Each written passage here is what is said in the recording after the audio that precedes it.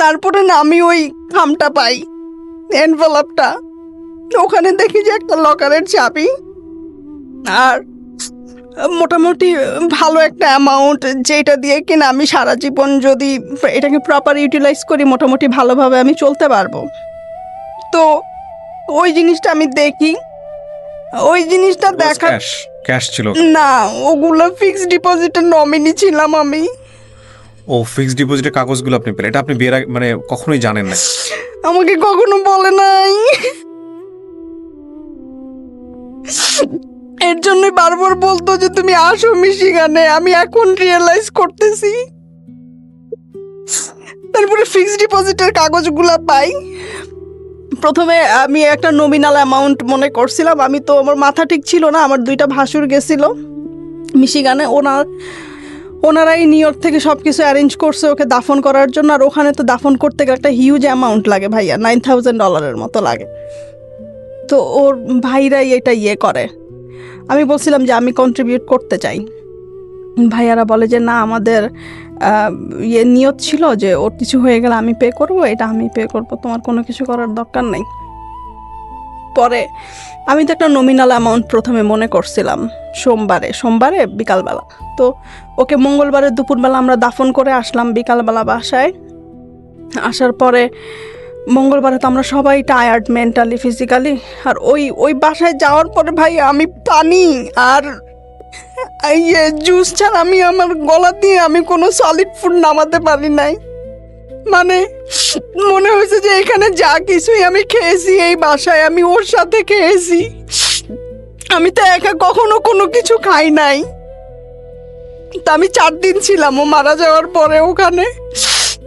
তো মঙ্গলবারে ওকে যখন দাফন করতে যাই, ওকে যখন দেখি ফিউনারেল হোমে, তখন আমি বলি যে আমি তো তোমাকে দেখতে আসছি, এবার তুমি চোখ 2টা খুলো, তুমি একটু দেখো।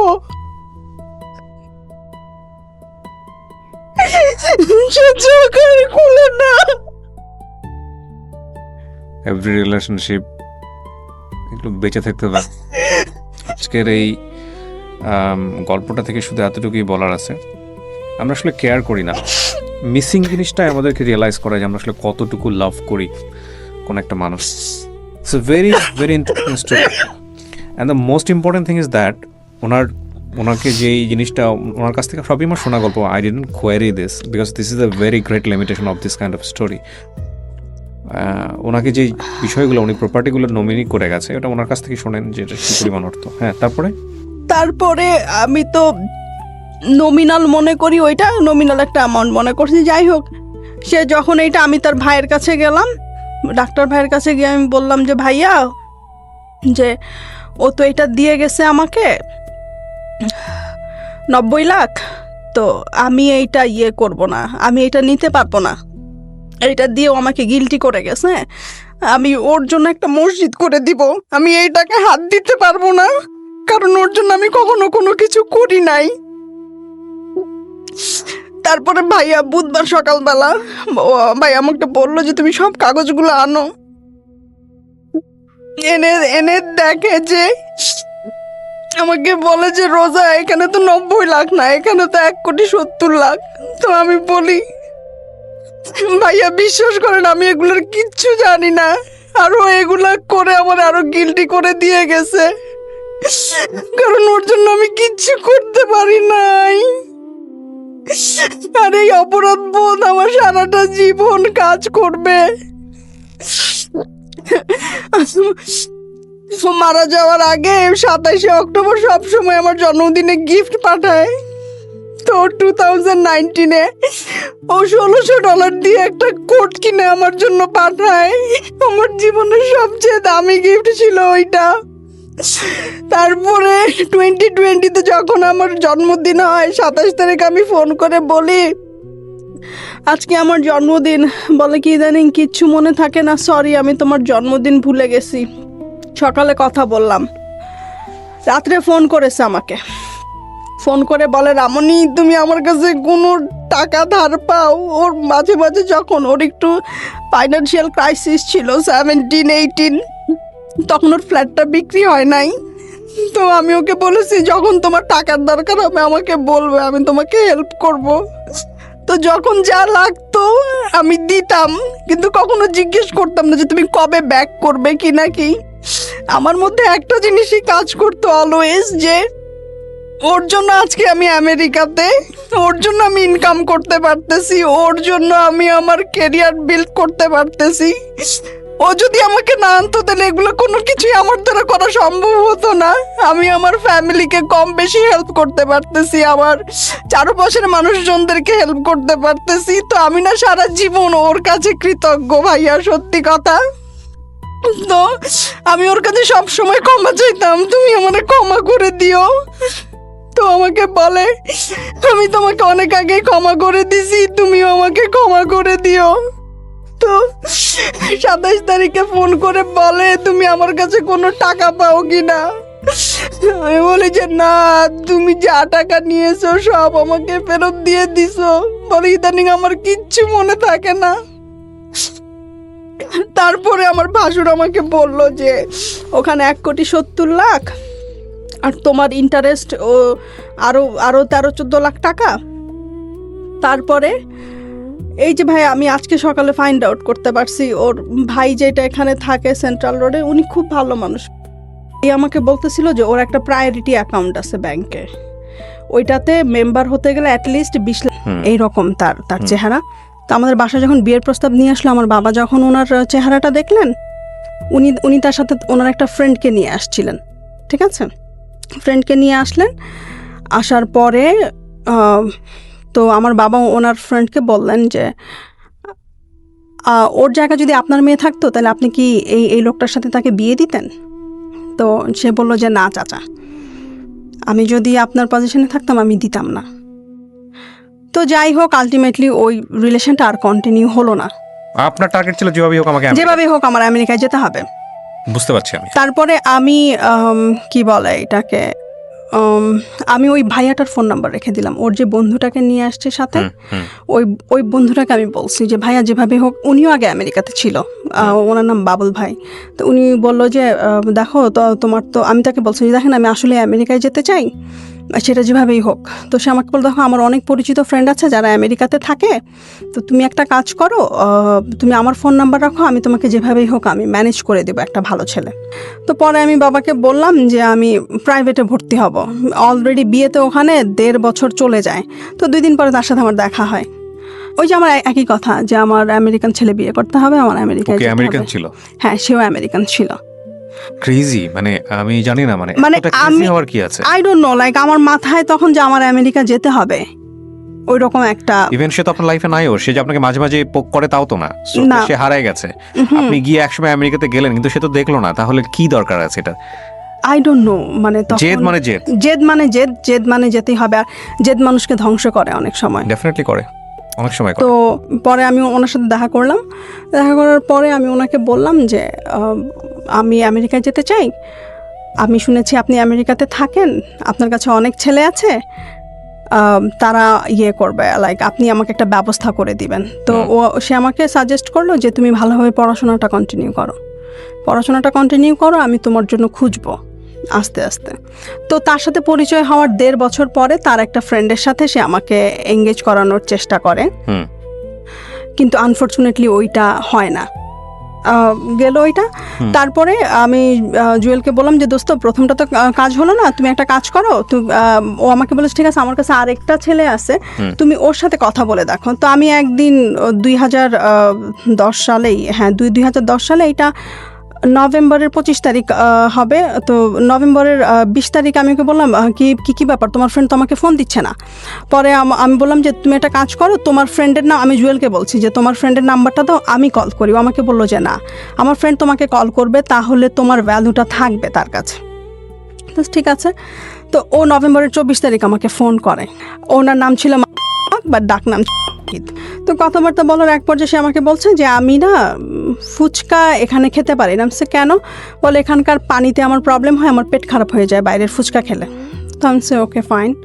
তো সে আমার সাথে দেখা করতে চায়। তো নভেম্বরের 25 তারিখে আমি সকালবেলা তার তার তার সাথে দেখা করলাম তার বাসায়। সে তখন বনানীতে থাকতো। তো আমি যাওয়ার সময় না ফুচকার সব কিছু নিয়ে যাই, যা যা লাগবে, ধনে পাতা কাঁচামরিচ থেকে শুরু করে এভরি সিঙ্গেল থিং নিয়ে যাই।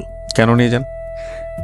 সে আমেরিকা যেতে হবে না, হ্যাঁ ইটস কাইন্ড অফ আমেরিকা যেতে হবে, প্লাস সে এটা খেতে পারে না। লাভড আমেরিকা, বাট বিষয়টা হচ্ছে কি ওনাকে কি আপনার পছন্দ হয়েছিল বা এরকম কোনো কিছু? না, বলি আপনাকে। তো আমি যখন গেলাম, ও যখন দরজাটা খুললো, হ্যাঁ, আমি মনে মনে আমার ফ্রেন্ডকে গালি দিলাম যে আমার কোথায় পাঠাইছে, ওরে গালি দিচ্ছি আমি লিটারেলি।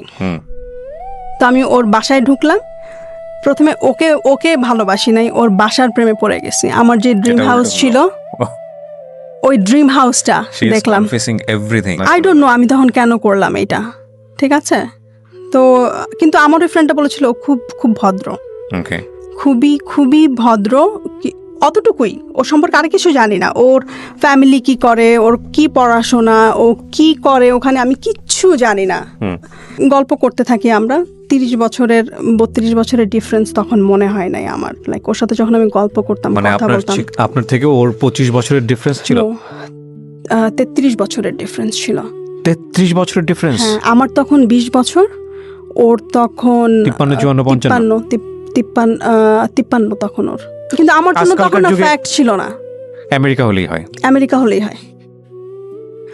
তো যাই হোক, ওর বাসার প্রেমে পড়লাম। বাসার সব কিছু আমার ভালো লাগলো। ওর খুব শৌখিন প্রকৃতির মানুষ ছিল।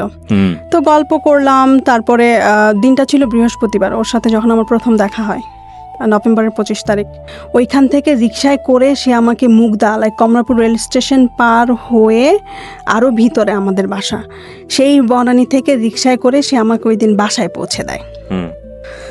শুক্রবারে আবার আমি গেলাম ওর বাসায়। কিন্তু আপনার ওকে তো ফার্স্ট টাইম দেখেছে, খুব একটা ভালো লাগেনি? না, ভালো লাগে না। কিন্তু ওর সাথে যখন আস্তে আস্তে কথা বলা শুরু করলাম, ওর আস্তে আস্তে না ভালো লাগাটা শুরু করলাম, মানে কথাবার্তাগুলো খুব ভালো লাগা শুরু করলো। ওর প্ল্যান ছিল যে ও বাংলাদেশে থাকবে না, ও আমেরিকা থেকে চলে আসে, বাংলাদেশে সেটেল হবে। কিন্তু 2 বছর বাংলাদেশে থাকার পরে ওর আর ভালো লাগে না। যেই মানুষটা 30 বছর আমেরিকাতে ছিল, তার তো এইখানে এসে ভাল লাগবে না। ও আমেরিকা থেকে সব কিছু গুটিয়ে চলে আসে, সে বাংলাদেশে থাকবে, বনানীতে সুন্দর একটা বাসা ভাড়া করে। ওই দিন প্রচণ্ড ঝুম বৃষ্টি, রাস্তার মধ্যে হাঁটু পানি হয়ে গেছে। তো আমার বাবা আমাকে, আমি যাব, একবার নিচে নামছি, আমার বাবা আমাকে ধমক দিয়ে উপরে নিয়ে গেছে, বলে এই বৃষ্টির মধ্যে তো কুকুরও বের হয় না, তুই কেন বের হবি, তুই বের হতে পারবি না। আর আমার মাথায় চিন্তা, আমি তোকে কথা দিয়ে ফেলছি যে আমি সকাল 10টার মধ্যে যেভাবেই হোক আমি বনানীতে থাকবো, আমার তো যেতে হবে। পরে চিন্তা করে আব্বাকে বললাম, বাবা আজকে তো ইউনিভার্সিটিতে যেতেই হবে, কারণ ঢাকা ইউনিভার্সিটির প্রফেসরের ক্লাস যদি মিস করি সে অনেক রাগ হয়ে যাবে। এই কথা বলে আমি একটা রিক্সা নিয়ে আমি চলে গেলাম বনানী। যাওয়ার পরে সে আমাকে বলল যে তোমার ফ্যামিলিতে কেউ আমার কথা জানে? আমি বলছি যে না, কেউ জানে না।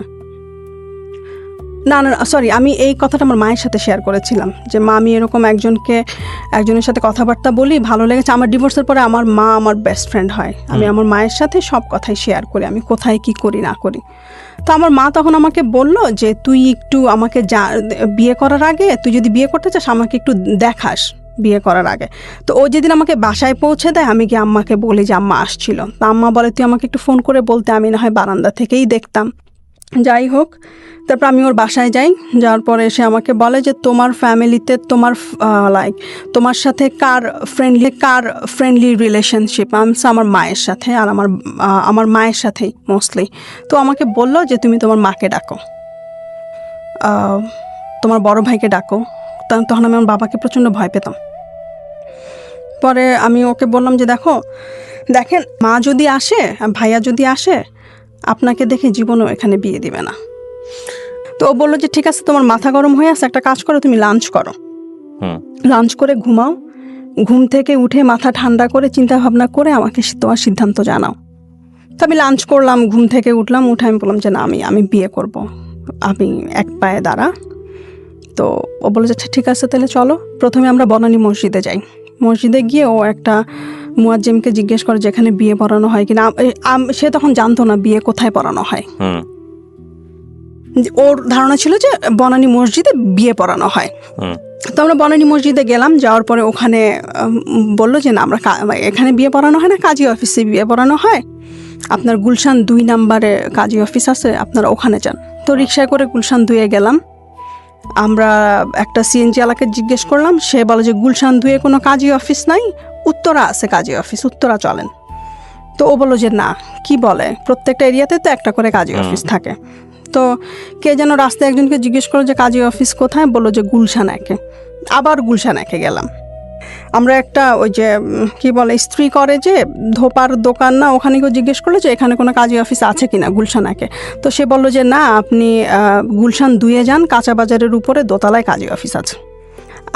ওখানে যাওয়ার পর একটা ঝামেলা হলো কাবিনের টাকা নিয়ে। কাজী জিজ্ঞেস করলো যে কত টাকা কাবিন। আপনারা দুজনেই তো, আর তো কেউ না? আর কেউ নাই। হ্যাঁ, সাক্ষী আমরা বলেছি যে আমরা পরের দিন এসে দিয়ে যাব। আচ্ছা, সাক্ষী, উকিল টুকিল সবকিছু। তো পরে আমাকে ও বললো যে তুমি বিয়ের কাবিনের টাকা কত চাও? তো আমি বলছি যে 50,000। তখন কাজী বলতেছে বিয়ের কাবিন তো এত কম হয় না। তো ও আমাকে বললো তাহলে তুমি কত চাও? আমাকে বলছে আমি তাহলে 1 লাখই দাও। তখন কাজী বললো যে আপনাদের স্ট্যাটাস অনুযায়ী 1 লাখ যায় না। তো ও তখন বলতেছে তাহলে 10 লাখ দাও। আমি বলি যে না, কারণ কাজীরা যে প্রত্যেক লাখে 2,000 করে দেওয়া লাগে ওদেরকে। তা আমি বলি কেন শুধু 10 লাখ টাকা কাবিন দিয়ে 20,000 টাকা ওদেরকে দাও, আবার বিয়ের জন্য আরও 5,000, টু মাছ। আমি যে না, কোনো দরকার নাই। পরে কাজী ও বলতেছে তাহলে কাজী সাহেব আপনিই বলেন কোনটা আপনার মডারেট অ্যামাউন্ট হবে। তো কাজী বললো যে তাহলে 4 লাখ করেন। তো আমি যখন কবুল পড়ি তখন মাগরিবের আজান দিচ্ছিল। তারপরে বাসায় আসলাম। ও আমাকে বিয়ের পরে মনে হয় প্রায় 200 রজনীগন্ধা কিনে দেয়। আমার রজনীগন্ধা খুব প্রিয় একটা ফুল। ওর দিক থেকে কোনো আত্মীয় ছিল না? না, কেউ ছিল না। ইভেন ওরা কয় ভাই বোন, ওর মা বাবা কি আছে না আছে আমি কিচ্ছু জানি না। ও ম্যান, আমি কিচ্ছু, আমি you being so crazy for him. I don't know আমি কেন ক্রেজি ছিলাম। লাইক ওর কথাবার্তা কিছু একটা আমাকে মানে ওর কথাবার্তা, আচার ব্যবহার আমার প্রতি ও খুব কেয়ারিং ছিল। আপনারা যারা গল্পটা শুনছেন বা দেখছেন তাদের অনেকেরই আমি বারবার বলছি যে ওনাকে জাজ করতেছেন। আমি জানি এই গল্প যারা দেখবেন তারা ম্যাক্সিমাম এই কাজটাই করবেন। ডোন্ট জাজ হার। আপনারা নিজেকে প্রশ্ন করেন এগুলো আমাদের লাইফে ঘটে কিনা, তাহলেই বুঝতে পারবেন। ওকে, তারপর? ও অনেক কেয়ারিং ছিল, আমাকে একটা বেবির মতো ট্রিট করতো। ওকে, বাট এটা খুব অল্প সময়ের জন্য না, আপনার 1 সপ্তাহ তো হয় নাই, তার মধ্যে দুই সপ্তাহ। নভেম্বরের 24 তারিখে, নভেম্বরের 25 তারিখে দেখা হলো, ডিসেম্বরের 9 তারিখে বিয়ে করলাম। তার আগে মোট 4বার না 5বার দেখা হয়েছে ওর সাথে আমার। তো আপনি এর মধ্যে আপনি কেয়ারিং এর ব্যাপারটা নিয়ে আসছেন, মানে এত দ্রুত আপনি ওর প্রতি ডিভোটেড হয়ে গেলেন? হ্যাঁ, জানি না কেন, লাইক হঠাৎ করে ওর প্রতি আমার ডিভোশনটা চলে আসলো। তো আমার মা বাসায় ছিলেন না। তখন পর্যন্ত আপনি জানেন যে ওর ফ্যামিলির কে কোথায় আছে, কি করছে? কিচ্ছু জানেন না? জানি না, কিচ্ছু না। তারপর আমি আমার মাকে ফোন করলাম। আপনার মনে হয় না যে আপনি অনেক ভয়ঙ্কর রকমের ক্রেজি কাজ করে ফেলেছেন ওই সময়টাতে? না, তখন মনে হয় সেটা তো আপনার ফ্যামিলি করেছিল একটা। আপনি যদি আপনার কথা যদি সত্য মেনে নেই, কারণ এই প্রশ্নগুলো আমাকে করতে হবে। আপনার ফার্স্ট হাজব্যান্ডের ক্ষেত্রে আপনার ফ্যামিলি একটা বড় ভুল করেছিল অ্যাকর্ডিং টু ইউর ভয়েস, যে তারা কোনো কিছু দেখেনি, জানেনি, শোনেনি। তো সেম ভুলটা থেকে তো আপনার মানে শিক্ষা নেবার কথা। সেক্ষেত্রে আপনি একই ভুল এত রাফলি কেন করলেন? আমি জানেন এটা ভুল হয়েছে না, শুধু ফিউচারে বলে দেবে। ওই যে আমেরিকা যেতে হবে, মাথার মধ্যে ভূত। ও আমাকে পাগল বলেছে, যেতে হবে আমেরিকা, দেখাতে হবে ওকে। আমি পাগল না, আমি এই ভদ্রলোক যে আসলে আমেরিকাতে থাকে এটা আপনি নিশ্চিত ছিলেন? হ্যাঁ, কারণ আমার ফ্রেন্ড যে জুয়েল, ও আমাকে বলছে ও আমেরিকান সিটিজেন। আপনি ওকে ব্লাইন্ডলি বিলিভ করতেন? হ্যাঁ, ওকে আমি ব্লাইন্ডলি বিলিভ করতাম অনেস্টলি। বিয়ে করার পর আমি মাকে ফোন করি, আমার বাবা ফোনটা ধরার পরে আমার বাবা আমি জিজ্ঞেস করলাম মা কোথায়? বলে বাইরে হাঁটতে গেছে। বলে তুই কই, বাসায় আসবি না? তখন বাজে রাত 8টা। আমি বলি বাবা আমি তো বিয়ে করে ফেলছি। আমার বাবার প্রথম কোশ্চেন ছিল ছেলের বয়স কত। মাই গুডনেস, কেন? কারণ বাবা জানে আমি ক্রেজি, আমেরিকা যাওয়ার জন্য আমি যে কোনো কিছু করতে পারি। আর ওই যে প্রথমবার যে একটা ছেলেকে আনছিলাম বাসায়, ওর বয়স যে 55+ ছিল, এর জন্য বাবার প্রথম কোশ্চেন ছিল ছেলের বয়স কত। তো আমি নাম্বারটা বলছিলাম না, বাবা বলে কত 45? আমি বলি যে না আর একটু বেশি। বাবা বলে 46। আমি বলি যে না আর একটু বেশি। বলে 48। আমি হ্যাঁ 48। 53 আমি বলি নাই তখন। ইভেন তখন আমি নিজেও জানতাম না ওর এই যে 53। তারপরে বাবা ফোনটা রেখে দেয়। না, হ্যাঁ বাবা ফোনটা রেখে দেয়। তারপর আমার মা ফোন করে হাউমাউ করে কান্না, যে মা তুই এত বড় একটা সিদ্ধান্ত নিয়ে ফেললি, এত একটা কাজ করলি, আমি তো তোর সাথে ফ্রি ছিলাম, তুই তো আমাকে অ্যাটলিস্ট ফোন করে বলতে পারতি, তুই কেন বললি না? এদিক দিয়ে সারা রাত আমি টেনশন যে ও পরের দিন সকালবেলা আমাকে শ্বশুর মানে ওর মায়ের সাথে পরিচয় করিয়ে দিবে। আমি টেনশনে সারা রাত ঘুমাতে পারি নাই। ওর মাকে ফোন করে বলে কি, মা ওরা প্রত্যেক শুক্রবারে ওরা 2 ভাই ওর মায়ের কাছে ওর সকালবেলা নাস্তা খেত। তো আমার হাজব্যান্ড ফোন করে বলছে যে মা আমার একটা বন্ধু আসবে বাসায় নাস্তা খেতে, নাস্তা একটু মানে বেশি করে বানিয়ে রেখো। তো সে ওইখান থেকে আসে, বনানী থেকে তাকে পিক করে তারা 2 ভাই মিলে যায় মাকে দেখতে, মায়ের সাথে সকালে তারা নাস্তা করে প্রত্যেকদিন শুক্রবার, এটা তাদের রুটিন। তারপর সারা রাত আমাদের ঘুম হয় নাই। এই ভদ্রলোককে আগে বিয়ে করেছিলেন? না, কখনো না। কোনোদিন করেন নাই? না। তখন পর্যন্ত আপনি জানতে পেরেছেন যে কেন বিয়ে করেনি? না, আমি জিজ্ঞেসও করিনি। তখন পর্যন্ত আপনি জিজ্ঞাসা করেন না? ওকে, তারপরে সারা রাত ঘুম নাই। ভোর 6টা বাজে সিএনজি নিয়ে, আর ওই যে আমাকে যে প্রথমে যে রজনীগন্ধা ফুল কিনে দিল ওইটা নিয়ে আমি আমার শাশুড়ির বাসায় চলে গেলাম। ভোর 7টা বাজে গিয়ে পৌঁছাইছি। ও আমাকে ড্রয়িং রুমে বসিয়ে গিয়ে তখন আমার শাশুড়ি ঘুমাচ্ছিলেন। শাশুড়িকে ঘুম থেকে তুলে এনে বলতেছে যে মা তোমার জন্য বউ নিয়ে আসছি। আমার মনে হচ্ছে আমার শাশুড়ি ক্যামেরা থেকে পালাই যাই, cause I am feeling you, এবং পুরো গল্পটা চোখের সামনে ভাসতেছে। ওকে, তারপর আমার শাশুড়ির রুমে আমাকে নিয়ে গেল, নিয়ে তার বিছানার পাশে একটা চেয়ার ছিল, ওখানে আমাকে বসালো। আমার শাশুড়ির হাত পা খুশিতে কাঁপতেছিল। ও খুশিতে? খুশিতে। আমার শাশুড়ির হাতে একটা চুড়ি ছিল, তো সে একটা চেয়ার ছিল, ওখানে আমাকে বসালো। আমার শাশুড়ির হাত পা খুশিতে কাঁপতেছিল। ও খুশিতে? খুশিতে। আমার শাশুড়ির হাতে একটা চুড়ি ছিল, তো সে হজ থেকে 6টা চুড়ি নিয়ে আসে তার 6 ছেলের বউয়ের জন্য, কিন্তু বউয়েরটা দেওয়া হয় না। হজ থেকে না, সৌদি আরব থেকে না। আই এম সরি, আমরা যেটা করি আর কি। You are right, you are absolutely right. আমরা হজে গেলে হ্যাঁ, তো হজে যখন যায় সে 6টা বউয়ের জন্য 6টা চুড়ি নিয়ে আসে। এই চুড়িটা প্রথমে ওর ছোট বোনকে দিয়েছিল। আমার শাশুড়ি বলেছিল যে কখনো বিয়ে করে তাহলে আমার পক্ষ, আমি যদি বেঁচে না থাকি, আমার পক্ষ থেকে এই চুড়িটা আমার ছোট ছেলের বউকে দিও। সে অনেক দূরদর্শী মহিলা ছিলেন। মানে বিষয়টা এরকম দাঁড়িয়েছে যে আমার ছেলে বিয়ে করেছে, এটাই সবচেয়ে খুশির খবর। কাকে করেছে, কি করেছে সেটা ফ্যাক্ট না। সেটা ফ্যাক্ট না। তারপরে সে একে একে আমার সব ভাসুরদেরকে ফোন দেয়। তার আইকিউ লেভেল খুব ভালো ছিল। ওরা সব ভাই বোন আমেরিকা কানাডাতে স্যাটেল। নাস্তা করতে বসলাম, আমার শাশুড়ি না খুশিতে খেতে পারছে না। সে টেবিলে বসে আল্লাহর হাতে 2 হাত তুলে কি যে দোয়া আমাদের জন্য যে তার ছেলে বিয়ে করছে, এটাতেই অনেক খুশি। তো তারপর আমরা একসাথে নাস্তা করলাম। নাস্তা করে তারপরে আমার হাজব্যান্ড বলল যে আমাদের একটু কাজ আছে মা, আমাদেরকে যেতে হবে। তো এর মধ্যেও আবার ছবি তুললো। এখানে আমার প্রশ্ন হচ্ছে যে আপনার হাজবেন্ডের জায়গা থেকে কোনো প্রবলেম ছিল না? না। তাহলে আপনার হাজবেন্ডের পক্ষ থেকে তো কেউ থাকতে পারতো আপনাদের বিয়েতে? ও না একটু ইন্ট্রোভার্ট টাইপের ছিল, ও না সারপ্রাইজ দিতে খুব পছন্দ করতো। ওকে। তো আমি বাসায় আসলাম। আপনি বিয়ের আগে কখনো জিজ্ঞেস করেননি যে তোমার ফ্যামিলিতে কোনো প্রবলেম হবে কিনা আমাকে নিয়ে? সে বলছে যে না। আমি যখন জিজ্ঞেস করলাম বলে যে না, কোনো প্রবলেম হবে না। এই জন্য এইটা আমার লাইফ, লাইক আমার জীবন, আমি সিদ্ধান্ত নিব। কে কি মনে করলো না মনে করলো সেটা আমার দেখার বিষয় না। ওকে।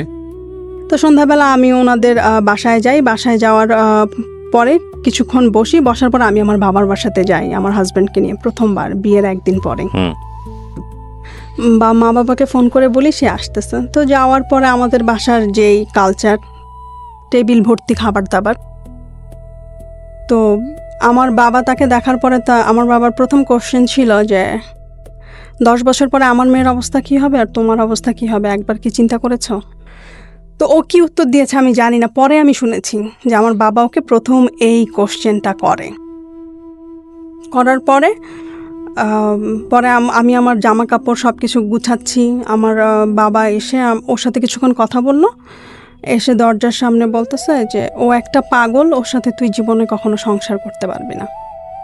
এটা ছিল আমার বাবার প্রথম কথা আমার সাথে আমার বিয়ের পরে। তারপর আমাকে বলতেছে আমরা কাউকে এখনও বলি নাই তুই বিয়ে করছিস, এখনও সময় আছে, চলে আয়। তারপর আমি আমার বাবাকে বলি যে না, আমার বিয়ে হয়ে গেছে, আমার পক্ষে সম্ভব না ফিরে আসা। এটা বলে তারপর আমার কাপড় চোপড় নিয়ে আমার মায়ের সাথে অনেকক্ষণ কান্নাকাটি করে আমি সারা রাস্তা কাঁদতে কাঁদতে আসি বনানীর বাসায়। তো যাই হোক, এইটার পর থেকে না ও আর কখনো আমাদের বাসায় আমি যে যাব ওইটাও সে পছন্দ করতো না। মানে ওর ওই কথাটা খুব খারাপ লেগেছে, আমার বাবা ওকে যেই কথাগুলো বলছে। তো দেখা গেল যে আমার বিয়ের 1 মাস পর আমাদের রিসেপশন হয়। রিসেপশনে ওদের ভাই বোন মোটামুটি সবাই চলে আসে কানাডা আমেরিকা থেকে। খুব সুন্দর একটা আমরা ঘরোয়া পরিবেশ, শুধুমাত্র আমার ফ্যামিলি মেম্বার আর ওর ভাই বোনেরা, বাইরের কেউ ছিল না। বাইরের লোকের মধ্যে ছিল শুধুমাত্র আমার উকিল বাবা। 2 মাস বনানীতে থাকার পরে সে আমেরিকাতে চলে যাবে। আমরা সব কিছু হোম বাউন্ডের থ্রুতে কি বলে লাস ভেগাসে পাঠিয়ে দিব। সে লাস ভেগাসে বাড়ি কিনে সে আর বাংলাদেশে থাকবে না। তো সব জিনিসপত্র হোম বাউন্ডের থ্রুতে আমরা পাঠিয়ে দিই লাস ভেগাসে। তো সে মার্চ মাসে চলে যায়, বিয়ের 3 মাস পরেই। তো আমি বিয়ের 2 মাস বনানীতে থাকার পরে 1 মাস আমি আমার শাশুড়ির সাথে থাকি। তো আমার শাশুড়িকে আমার খুব ভালো লাগে, এত এত সুন্দর, এত ভালো মানুষ আমি মনে হয় আমার জীবনেও দেখি নাই। কারণ আমার তো তিক্ত অভিজ্ঞতা ছিল আমার প্রথম শাশুড়ির সাথে। তো আমার শাশুড়িকে মনে হয়েছে সে আমার জীবনে আমার একটা ফেরেস্তা, এরকম মনে হয়েছে। ওকে। তো আমি আমার শাশুড়ি খুব অসুস্থ, আমি তার টেক কেয়ার করি, সে আমাকে খুব ভালোভাবে অ্যাকসেপ্ট করে। আর আমি যখন ওনার টেক কেয়ার করি তখন সে আমাকে একটা কথা সবসময় বলতো। আমি যখন আমার ছেলেকে বলতাম যে বাবা তুমি কবে বিয়ে করবে, তখন আমার ছেলে আমাকে উত্তর দিত এমন এক মেয়েকে বিয়ে করবে যেই মেয়ে তোমার টেক কেয়ার করবে। আর মাথার মধ্যে একটা জিনিসই কাজ করতো যে আমি তো কয়েকদিন পরে আমেরিকা চলে যাব, তাহলে তো আমি আমার শাশুড়ির সেবা যত্ন করতে পারবো না। তো যতটুকু পারি আমার শাশুড়ির আমি সেবা যত্ন করে যাই। আর ওভার দ্য ফোনে অল দ্য টাইম বলতো যে নিজের উন্নতির জন্য কিছু করো, পড়াশোনা করো, এইটা করো, ওইটা করো। আমি না শুনতাম না ভাইয়া তখন। ওর কথা ছিল যে তুমি কেরিয়ার ওরিয়েন্টেড হও, জীবনে কোনো কিছু করো, আমেরিকায় এসে তুমি পড়াশোনা করো। আর ওর একটা কথা ছিল যে তুমি অনেক ইয়াং, আমি জানি। বাংলাদেশে থাকাকালীন সে আমাকে বলতো যে তুমি অনেক ইয়াং, আমি জানি তুমি আমার সাথে থাকবে না সারা জীবন। তুমি যখন কলেজে যাবে, পড়াশোনা শেষ করবে, ভালো চাকরি করবে, তখন আমি দেখে শুনে একটা ভালো ছেলে দেখে আমি তোমাকে বিয়ে দিয়ে দিব। ও মাই গড।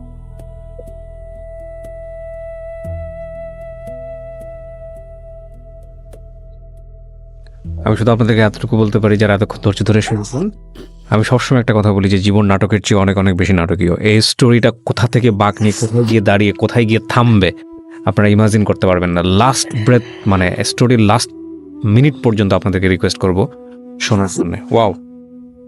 তখন ওই যে মা ছোট, আমি বেবি, লাইক সবাই প্যাম্পার করতো অনেক। আর প্রত্যেক বছর শ্বশুরবাড়ি থেকে প্রচুর গিফট পেতাম আমি।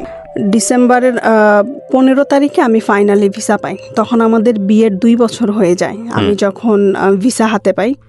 আমি মনে হয় একমাত্র ব্যক্তি দুনিয়াতে যে ভিসা পাওয়ার পরের দিনই ফ্লাই করে। মানে রাক্ষসের মতো অপেক্ষা করছিল যেটাকে বলে। ভিসা পেলাম, হ্যাঁ ভিসা পেলাম বৃহস্পতিবার বিকালে।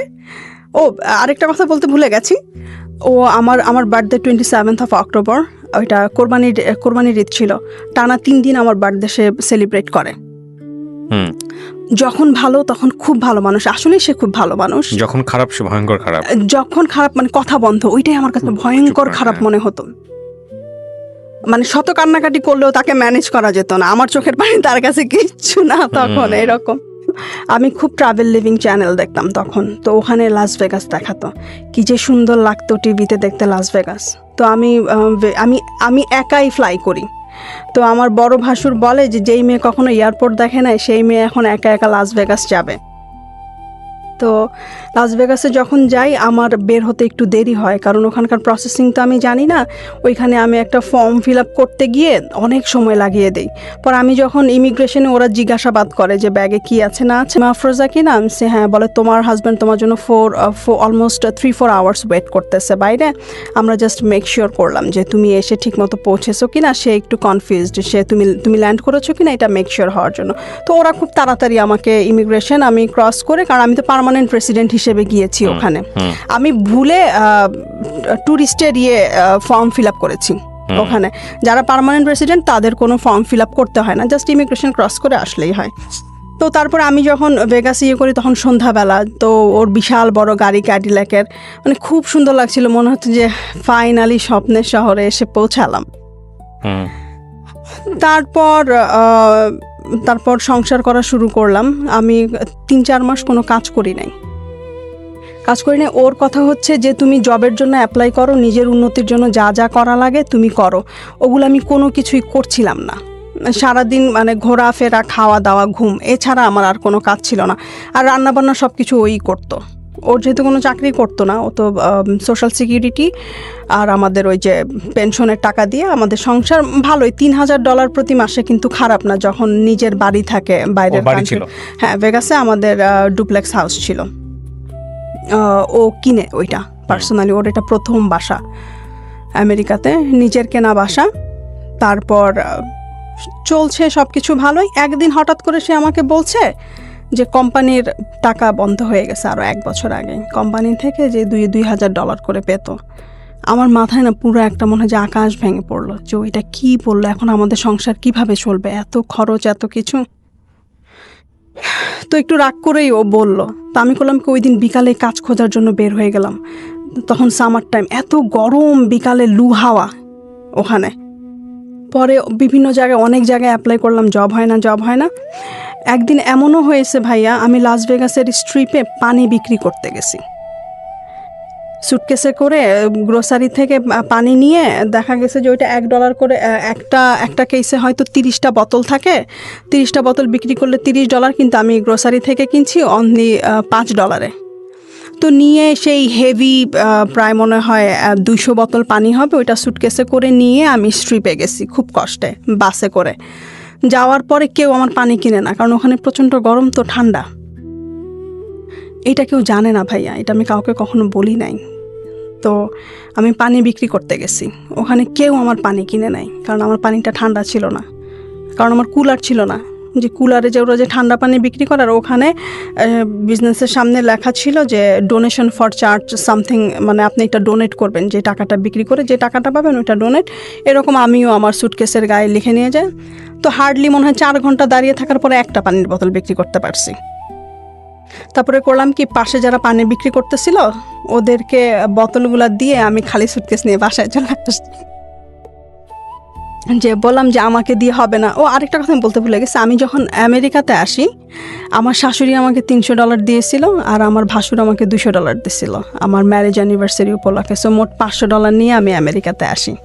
আমেরিকাতে আসার পরপরই আমার হাজব্যান্ড করলো কি, ওয়াইফাই কানেকশন আর টেলিফোন কানেকশনের যে বিলটা $70 করে এভরি মান্থ, সেটা সে আমাকে পে করতে বললো। লাইক আমার নামে নিল, আমাকে পে করতে বললো। আমি যাওয়ার মনে হয় 4-5 মাস পরে আমাকে রেসপন্সিবল বানানোর জন্য, যে আমার তো এটা পে করতে হবে, তখন আমার একটা কাজ করার আগ্রহ হবে।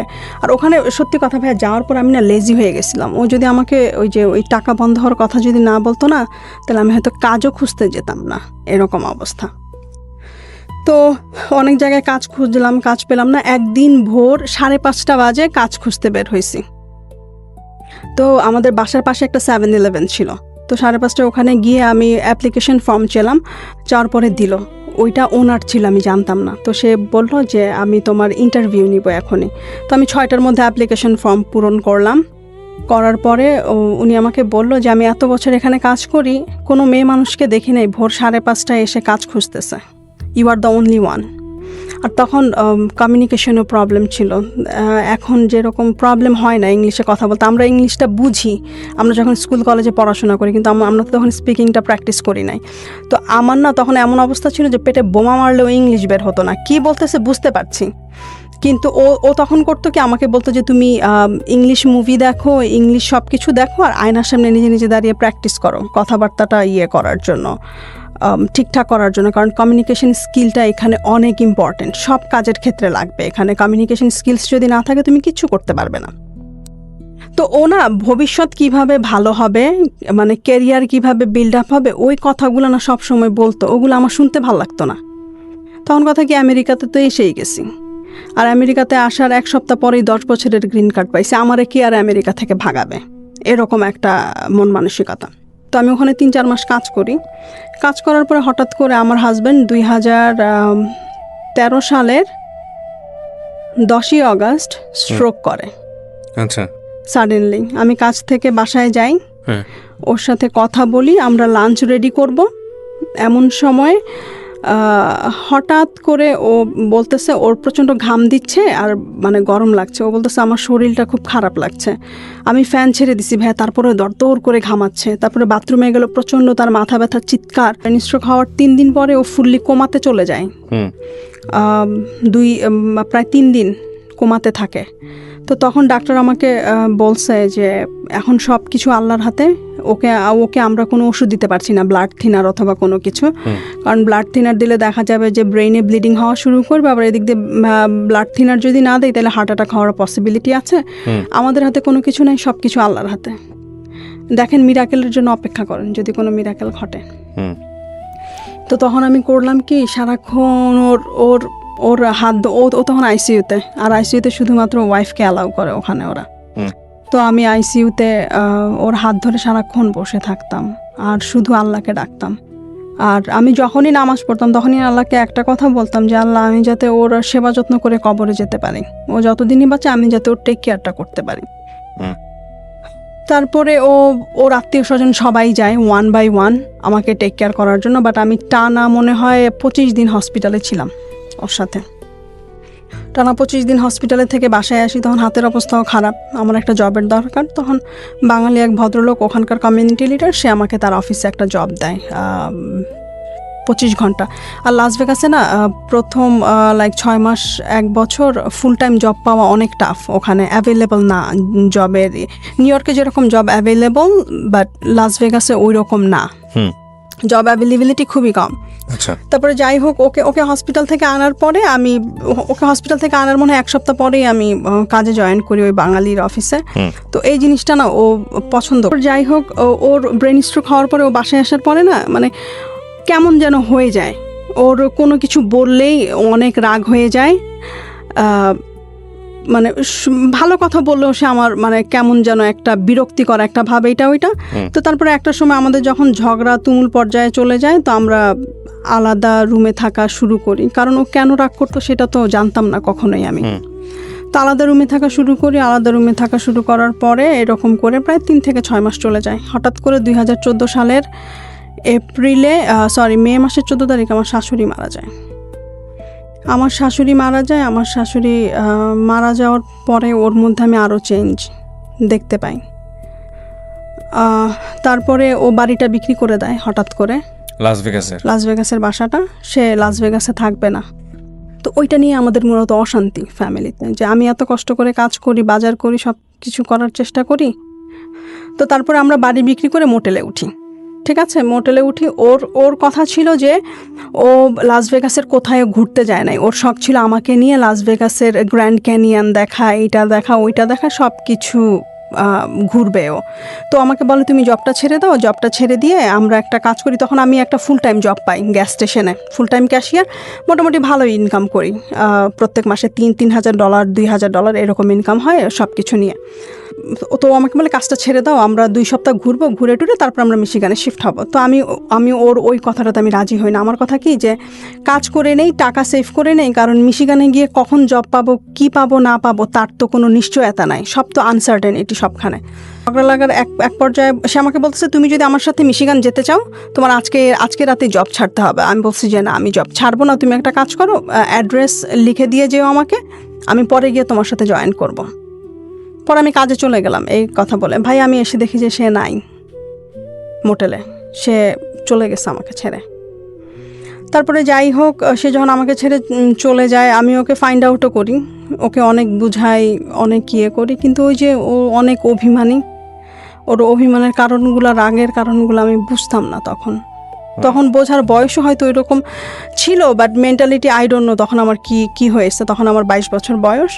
তো ওকে আমি অনেক বুঝালাম, তো ও বুঝলো না। পরে আমি দেখলাম যে না, এখানে আসলে হবে না, ওর সাথে আর মনে হয় কন্টিনিউ করা হবে না আমার।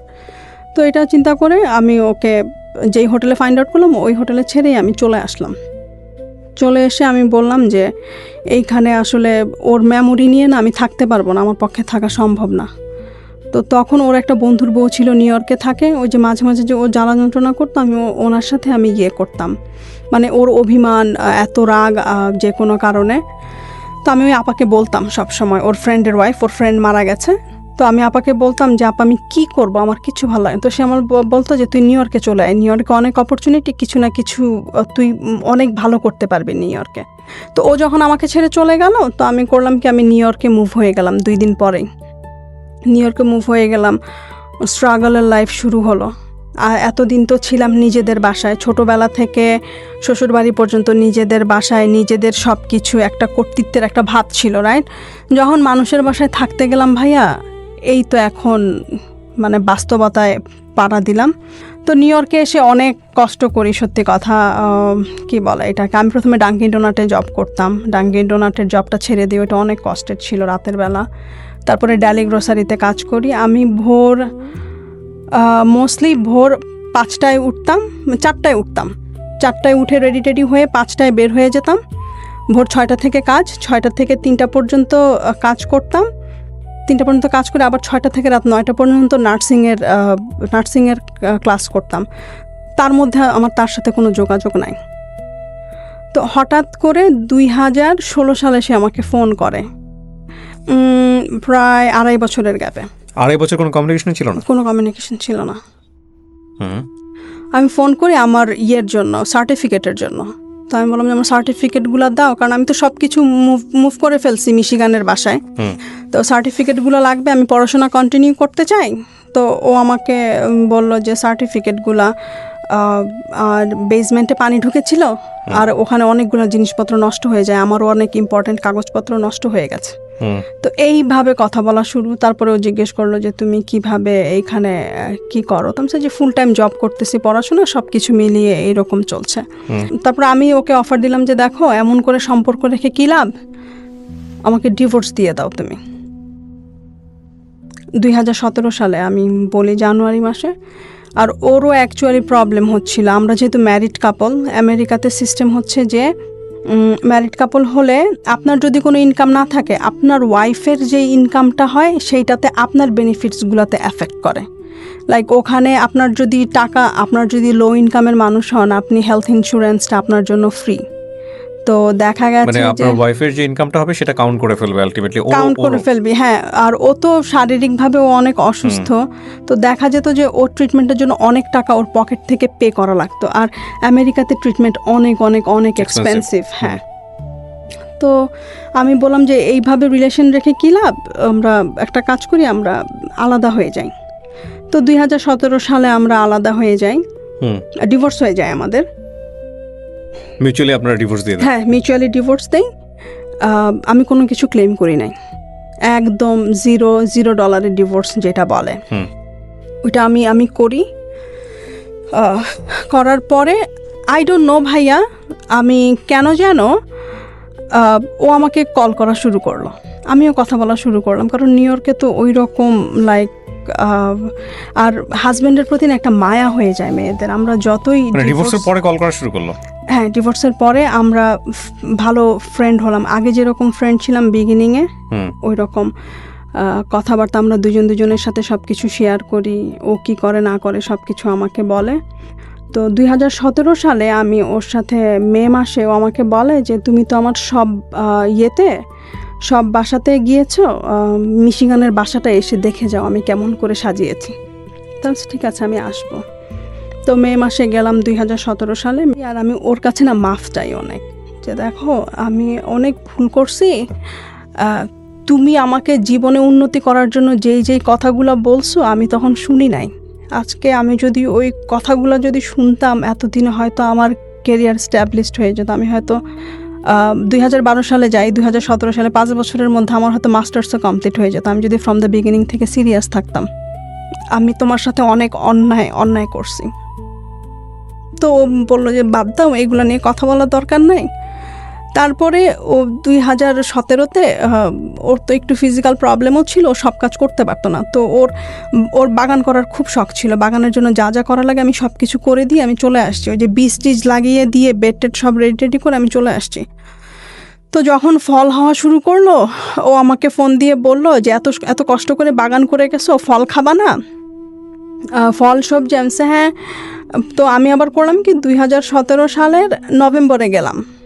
তো গিয়ে দেখি যে খুব সুন্দর বাগান হয়েছে, এটা ওইটা। ওখানে গেলে না ও আমাকে কাজ করতে দিত না ভাইয়া। তো তোমার কোনো কিছু করা লাগবে না, তুমি তো নিউ ইয়র্কে অনেক কষ্ট করো, অনেক কিছু করো, তো তুমি একটা কাজ করো, তুমি কি বলে এটাকে, তুমি এইটা তোমার ভ্যাকেশন হাউস, তুমি এখানে সে ভ্যাকেশন করবা, কোনো কিছু করবা না। ও রাতের বেলা ঘুমাতে পারতো না, ইনসোমেনিয়া প্রবলেম ছিল ওর, ও দিনের বেলা ঘুমাতো। তো দেখা যেত যে দিনের বেলা উঠে আমি সব কিছু করতাম, আর ওনা খুব প্রশংসা করতে জানতো, যেটা হয়তো আমি কখনো করি নাই। ওর ওর ও আমার জন্য যে ভালো ভালো কাজগুলো করছে ওগুলোর প্রশংসা আমি কখনো করি নাই। বাট আমি 13 সালেও আমি খুব ব্যস্ত হয়ে যাই, কারণ তখন আমি পড়াশোনায় ঢুকি অ্যাসোসিয়েট করার জন্য। তো অ্যাসোসিয়েট করার আগে আমাদের রিমিডিয়াল করা লাগে। রিমিডিয়ালে দেখা যায় যে টানা 4 মাস সকাল 9টা থেকে দুপুর 3টা পর্যন্ত আমার ক্লাস থাকে, আবার দুপুর 4টা থেকে রাত 10টা 11টা পর্যন্ত আমি কাজ করি, বাসায় আসতে আসতে রাত 1টা 2টা।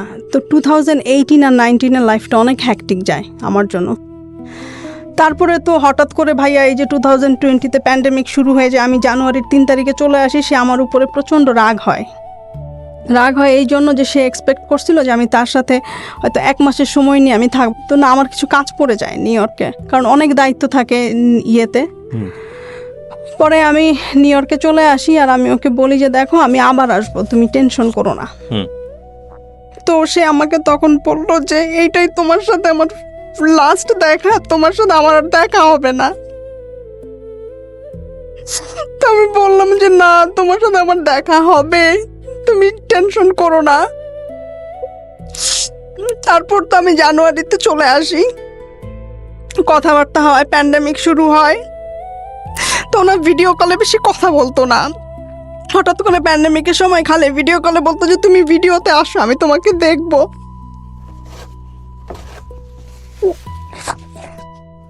আর খালি বলতো যে আমি আর বেশি দিন বাঁচবো না, তোমার সাথে আর আমার দেখা হবে না। তা আমি না এটা মানে আমি ওকে, ও যখনই ফোন করতো প্যান্ডেমিকের পরে, মানে প্যান্ডেমিকের সময়, তখন বলতো যে আমাকে রামনি বলে ডাকতো, যে রামনি তোমার সাথে আমার আর দেখা হবে না ফিজিক্যালি। আমি বলি যে না, তুমি কি বলো, তোমার সাথে আমার দেখা হবে। তারপরে ও অনেক রিকোয়েস্ট করতো, তুমি একটু আসো, তুমি একটু আসো, আমি তোমাকে দেখবো, তোমাকে দেখতে খুব মন চাচ্ছে। তো আমি না প্যান্ডেমিকের জন্য যাই নাই, কারণ নিউ ইয়র্কের অবস্থা তো তখন খুব খারাপ ছিল। কে আমেরিকাতে ছিল তখন না বাংলাদেশে? ও তখন আমেরিকাতে, মিশিগানে।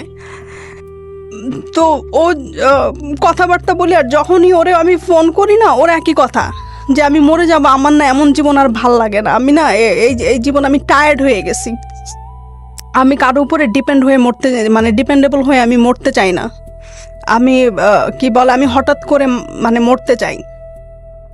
মারা যাওয়া টেক কেয়ার করতো কেউ সময়? কেউ তো না, কেউ না, নিজের জিনিস নিজেই করতো, নিজে করতো সবকিছু। আর ওকে আমি বলছি, ও অনেকবার হসপিটালে গেছে, 2019-এও 2020-তেও। তো আপনাদের মধ্যে এত ভালো বন্ডেজ, তাহলে আপনি কেন ওর পাশে ছিলেন না ওই সময়টাতে? ওই যে ওর রাগ নিতে পারতেন না, মানে না, রাগটা stay আমি করলে না, আর একটা ঝামেলা তৈরি হতো। ঝামেলা রাগটার কারণেই শুধুমাত্র, আমি ওর রাগটাকে না আর অভিমানটাকে অনেক ভয় পেতাম। রাতের বেলা ডিনার করার পরে আমি ফেসবুক স্ক্রল করছিলাম, আচ্ছা, তো হঠাৎ করে আমার একটা ফোন আসে যে মিশিগান লেখা। ওকে। তো ও আমাকে বলছিল যে আমি হসপিটালের ইমার্জেন্সি কন্ট্যাক্টে তোমার নাম দিয়ে রাখছি। তো আমি মনে করছি যে হয়তো ও আইসিইউতে, হয়তো আমাকে ওইখান থেকে ফোন দিয়েছে মিশিগানে। তো আমি না ফোনটা ধরছি, ধরার পরে আমাকে একটা মহিলা বলতেছে যে my name is Rashima, do you know mister Haque? I say yes, and then she asked me like what's the relationship between you and him, and then আমি ওকে বলতেছি যে he is my ex-husband. তো বলতেছে honey I have a bad news for you. Then so what? He passed away yesterday Saturday evening at 6 o'clock. ভাইয়া বিশ্বাস করবেন না, আমার মাথায় না আকাশটা একদম ভেঙে পড়ছে মনে হয়, যে মানুষটার সাথে আমি কথা বললাম, শনিবারের সুস্থ মানুষ, সে কিভাবে শনিবার বিকাল 6টায় চলে যায়।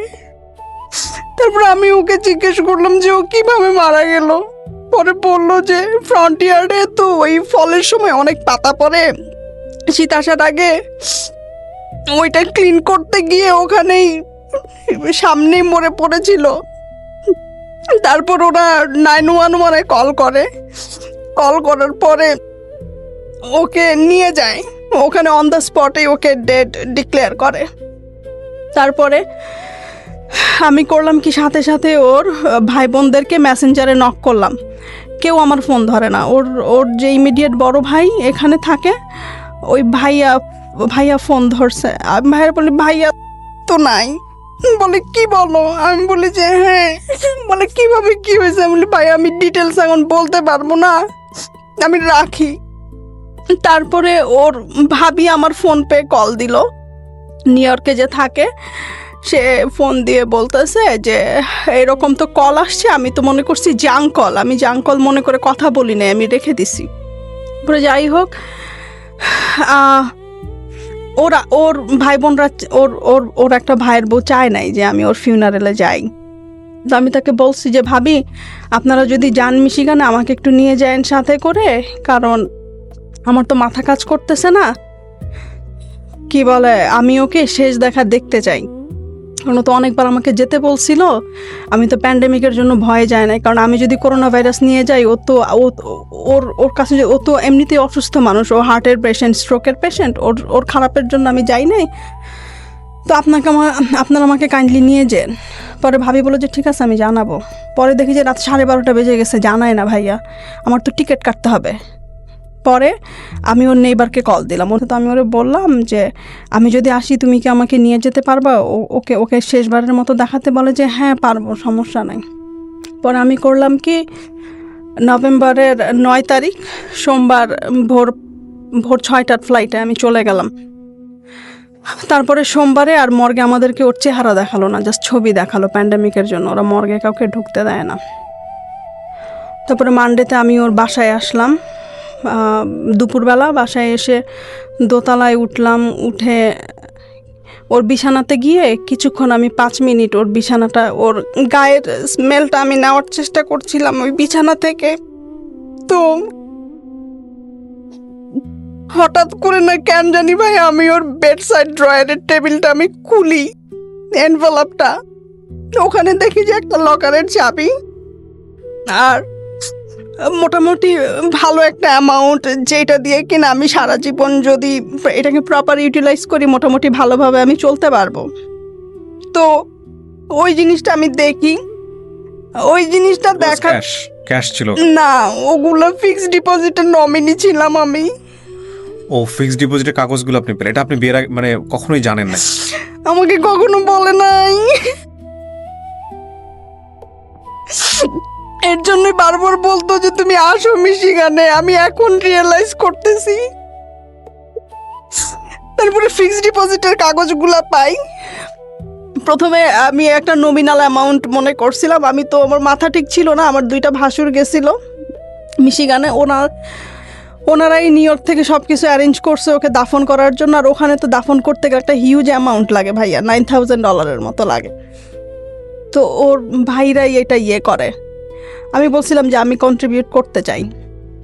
ভাইয়ারা বলে যে না, আমাদের নিয়ত ছিল যে ওর কিছু হয়ে গেলে আমি পে করব, এটা আমি পে করব, তোমার কোনো কিছু করার দরকার নেই। পরে আমি তো একটা নমিনাল অ্যামাউন্ট প্রথমে মনে করছিলাম সোমবারে বিকালবেলা। তো ওকে মঙ্গলবারে দুপুরবেলা আমরা দাফন করে আসলাম বিকালবেলা বাসায়। আসার পরে মঙ্গলবারে তো আমরা সবাই টায়ার্ড, মেন্টালি, ফিজিক্যালি।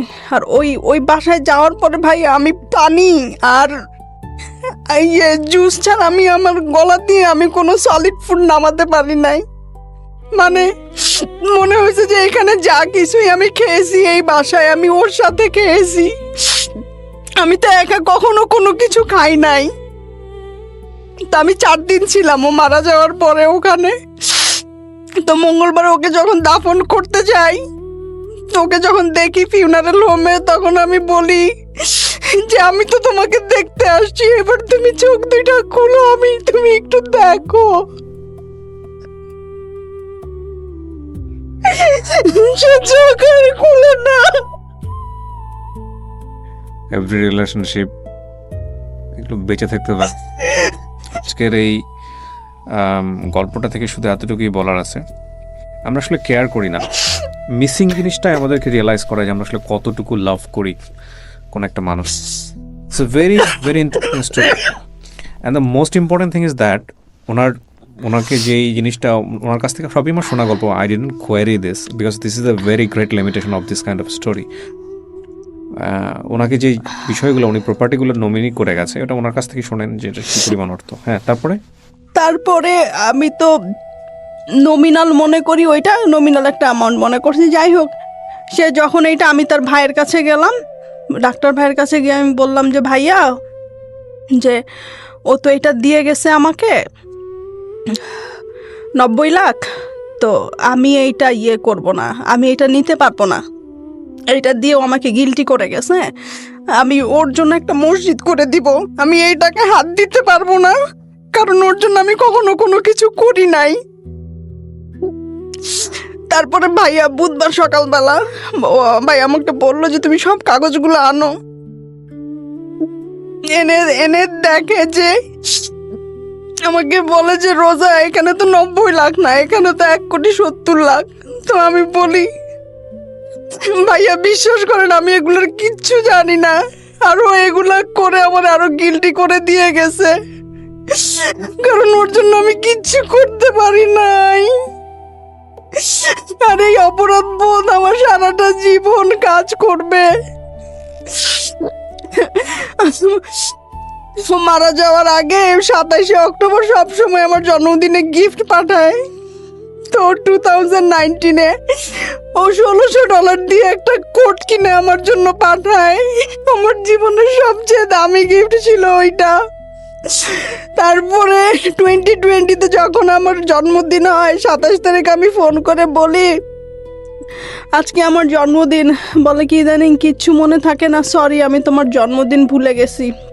সকালে কথা বললাম, রাত্রে ফোন করেছে আমাকে, ফোন করে বলে রামনি তুমি আমার কাছে কোনো টাকা ধার পাও? ওর মাঝে মাঝে যখন ওর একটু ফাইন্যান্সিয়াল ক্রাইসিস ছিল 17-18, তখন ওর ফ্ল্যাটটা বিক্রি হয় নাই। তো আমি ওকে বলেছি যখন তোমার টাকার দরকার হবে আমাকে বলবে, আমি তোমাকে হেল্প করব। তো যখন যা লাগতো আমি দিতাম, কিন্তু কখনো জিজ্ঞেস করতাম না যে তুমি কবে ব্যাক করবে কি নাকি। আমার মধ্যে একটা জিনিসই কাজ করতো অলওয়েজ, যে ওর জন্য আজকে আমি আমেরিকাতে, ওর জন্য আমি ইনকাম করতে পারতেছি, ওর জন্য আমি আমার ক্যারিয়ার বিল্ড করতে পারতেছি। ও যদি আমাকে না আনতো তাহলে এগুলো কোনো কিছুই আমার দ্বারা করা সম্ভব হতো না। আমি আমার ফ্যামিলিকে কম বেশি হেল্প করতে পারতেছি, আমার চারপাশের মানুষজনদেরকে হেল্প করতে পারতেছি। তো আমি না সারা জীবন ওর কাছে কৃতজ্ঞ ভাইয়া, সত্যি কথা। তো আমি ওর কাছে সবসময় ক্ষমা চাইতাম, তুমি আমাকে ক্ষমা করে দিও। তো আমাকে বলে আমি তোমাকে অনেক আগে ক্ষমা করে দিছি, তুমিও আমাকে ক্ষমা করে দিও। তো 27 তারিখে ফোন করে বলে তুমি আমার কাছে কোনো টাকা পাও কিনা। আমি বলি যে না, তুমি যা টাকা নিয়েছো সব আমাকে ফেরত দিয়ে দিছো। বলে ইদানিং আমার কিচ্ছু মনে থাকে না। তারপরে আমার ভাসুর আমাকে বলল যে ওখানে 1,70,00,000 আর তোমার ইন্টারেস্ট ও আরো 13-14 লাখ টাকা।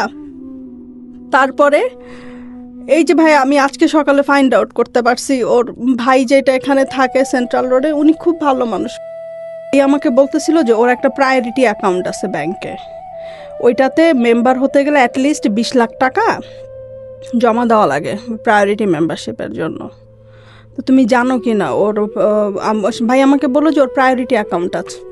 তো আমি বললাম আজকে সকালে ওই যে ডিপোজিট স্লিপ। কত সালে? 2017-এ। 2017-এ ডিভোর্স হওয়ার পরে উনি চাইলে নমিনিগুলো চেঞ্জ করে ফেলতে পারতো। না, ও নমিনি করেছে আমাকে 2019-এ নভেম্বরে। ও ও ওয়াও, এটা কোনো রিলেশনশিপ লাগে না বা কি হয় না, কিছু লাগে না? ওখানে না সে আমাকে হাউস ওয়াইফ দিয়েছে। আচ্ছা। আর সে না এক্স ওয়াইফ কথাটা কখন উচ্চারণ করে নাই। আমি এটা কিভাবে বুঝেছি, একদিন আমরা বাইরে রেস্টুরেন্টে খেতে গেলাম, তো টেবিল অনেক কম ছিল, তো আমরা একটা টেবিল শেয়ার করলাম। তো একটা লোক জিজ্ঞেস করলো ও তোমার কি হয়, বলে যে আমার ওয়াইফ হয়। তার 1 মিনিট পর আমরা জিজ্ঞেস করলো, আমাকে বললো রামনি তুমি কি রাগ করছো যে আমি তোমাকে আমার ওয়াইফ বলছি? আপনাদের রিলেশনশিপটা এরকম হলো কেন? আপনি কেন আপনি কখনো জিজ্ঞেস, আপনি তো গিল্টি ফিল করেন, সেটা আমি এপিসোড যারা দেখবেন সবাই বুঝবে, ডেফিনেটলি আপনি গিল্টি ফিল করেন, কিন্তু আপনার এই সিচুয়েশন হওয়ার পেছনে যথেষ্ট কারণ ছিল। কিন্তু আপনার এই গল্প শুনে একটা শিক্ষা আমার নিশ্চয়ই এসছে, সেটা আমি শেয়ার করবো আমার দর্শকদের সঙ্গে। কিন্তু এই জীবনটা তো এরকম হওয়ার কথা ছিল না, এরকম কেন হলো আপনার কি মনে হয়? না, ও আমাকে না জিজ্ঞেস করতো যে তুমি কেন সংসার শুরু করো না, তোমার তো জীবন পড়ে আছে, আমার তো জীবন শেষ, তুমি কেন শুরু করো না? তো আমি ওকে বলতাম যে ন্যাড়া বেলতলায় একবার যায়, আমি তো 2বার গেছি, আমার তো শিক্ষা হয়ে গেছে, আমার আর ইচ্ছা নেই। আমার মনে হয় কি যে সংসার করতে গেলে আবার আগে যে প্রবলেমগুলো সাফার করছি, আবার যদি ওই রকম কিছু হয়, এখন একটা ভয় কাজ করে, এখন আর কাউকে বিশ্বাস করতে পারি না, প্রথম কথা। এই অর্থ আপনি এখন যে জীবনে আছেন বা আপনি যা করছেন তাতে হয়তো এই অর্থের প্রয়োজন হবে না আপনার লাইফ সেটেল করার জন্য, কারণ আপনি নিজে ইনকাম করতে পারেন।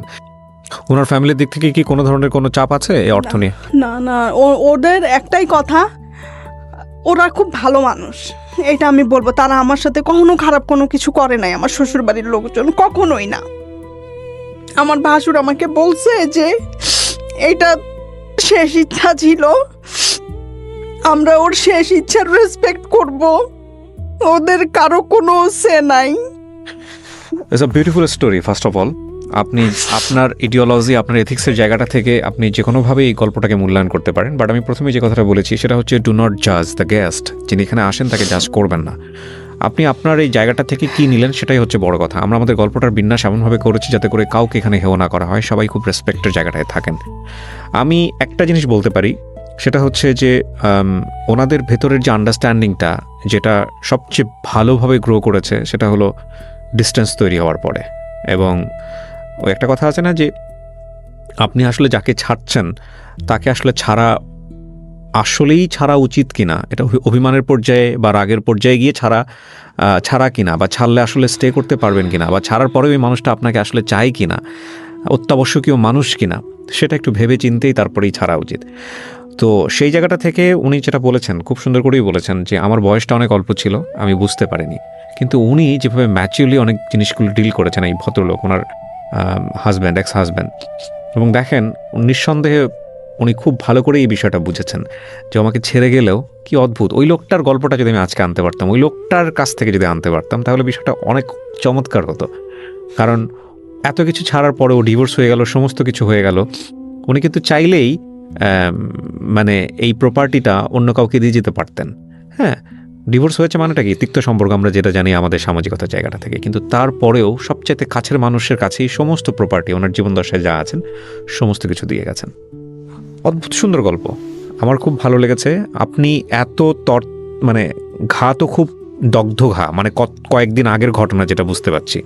এই অবস্থায় আপনি হচ্ছে আমাদের শ্রদ্ধেয় গুরুজন, আমি বলি আমাদের বাদল সৈয়দ স্যার, তার সঙ্গে আপনার পরিচয় হয় ফেসবুকে, এবং উনি আমাকে রেফার করেন আপনার ব্যাপারে, এবং আপনি আসছেন আজকের এই গল্পটা বলার জন্য। আমি শুধু একটা প্রশ্ন করেই আজকের এই অনুষ্ঠানটা শেষ করতে চাই। আপনি গল্পটা কেন বললেন এই গল্পটা? কারণ আপনার এই উত্তরের মধ্যেই অনেক বড় মেসেজ থাকবে, আমি বিশ্বাস করি। যেই যার উপরে রাগ হন, দুইজন মানে রাগের কি বলে এটাকে, সময়টা না খুব বেশি দীর্ঘ করবেন না। রাগ হওয়ার সাথে সাথেই জিনিসটা মিউচুয়াল আন্ডারস্ট্যান্ডিংয়ের ভিতরে সমাধান করার চেষ্টা করবেন। কারণ রাগ ও অভিমান না মনের মধ্যে পুষতে পুষতে একসময় এমন বড় হয়ে যায়, তখন এটা ডিভোর্সের আকারে চলে যায়। তো আমি বিশেষ করে মেয়েদেরকে বলবো যে কারো হাজব্যান্ড যদি ইন্ট্রোভার্ট টাইপের হয়, তাদের সাথে যাতে বেশি বেশি কথা বলে, তাদের সাথে যাতে ফ্রেন্ডলি হয়, হাজব্যান্ডদের সাথে যাতে ওপেন বুক হয়। স্পেশালি যারা ইন্ট্রোভার্ট টাইপের মানুষ, যারা কোনো কিছু কারোর সাথে শেয়ার করে না। আপনার এই গল্প শুনে অনেক মানুষই আপনাকে, যেহেতু এটা সোশ্যাল মিডিয়াতে যাবে, অনেক মানুষই আপনাকে তীক্ষ্ণ মন্তব্য করবে, বাঁকা মন্তব্য করবে, এবং খুব কমন একটা মন্তব্য আসতে পারে যে টাকাটা যদি আপনি না পেতেন, বা যদি আপনার এই ব্যাংক অ্যাকাউন্টের এই নমিনিগুলো আপনি যদি না হতেন, তাহলে কি কৃতজ্ঞতা বোধ বা ভালো লাগাটা বা ভালোবাসাটা বা আজকের অনুষ্ঠানে আপনি আসতেন কিনা? আসতাম ওর কথাগুলা বলতে, যে ডিভোর্সের পরেও না ভালো সম্পর্ক মেনটেন করা যায় এক্স হাজব্যান্ডের সাথে, ফ্রেন্ডের মতো। প্রিয় দর্শক এবং শ্রোতা, লাইফের আরেকটা এপিসোড আমরা শেষ করলাম। This programme is produced by studio of Creativerse and planning and hosting by আমি, আর্চি কিবরিয়া। প্রতিটা গল্পই আমাদেরকে কিছু না কিছু শেখাবে। সম্পর্ক বিষয়টা চর্চার মতো। আমি এটা বলছি মানে যেটা আমার জীবনে সত্য বা আপনি দেখছেন মানে যে আপনার জীবনে সত্য, বিষয়টা এরকম নয়। কারণ এর চেয়েও বড় ভুল, এর চাইতেও বড় রকমের প্রবলেম এটা আমাদের ব্যক্তি জীবনে থাকতে পারে, সেটা হয়তো অন্য রকমই। এই ভদ্র মহিলাটি আজকে এখানে এসে অকপটে নিজের কথাগুলো স্বীকার করেছেন বলেই আজকে হয়তোবা তাকে অনেকেই জাজমেন্টে নেবেন, যেটা আমি প্রথম থেকেই বলছিলাম যে ডু নট জাজ হার, বরং নিজেকে জাজ করাটা খুব জরুরি। ওনার এই জায়গাটা থেকে আমরা যদি শিখতে পারি, আমরা যাদের সাথে যেই সম্পর্কে আছি, প্রত্যেকে যে সম্পর্কে আছি সেই জায়গাটার যদি আমরা একটু রেসপেক্ট বাড়াতে পারি